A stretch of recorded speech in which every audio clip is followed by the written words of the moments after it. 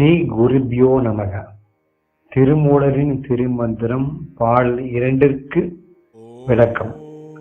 நாள் திசைக்கும் நல்ல மாதுக்கும் நாதனை போற்றி இசைத்து இன்னுயிர் மன்னும் புனிதனை.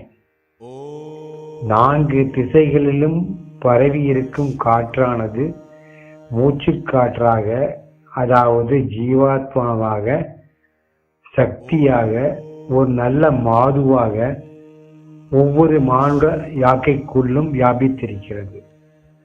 அதே சக்தியால் அதே தேகத்துள் ஆதி முதலே குடிகொண்டிருக்கும் பரமாத்மாவான சிவம் அம்மாதுக்கு நாதனாய் இடைவிடாத ஜபத்தால் போற்றி இசைத்து கொண்டாடும் பெருமைக்குரியவன்.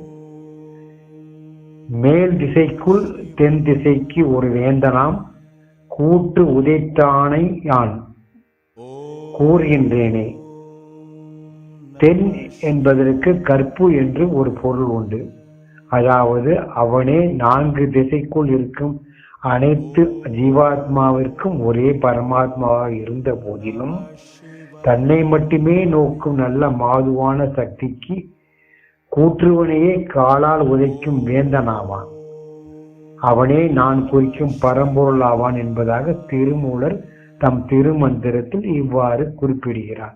திருச்சிற்றம்பலம்.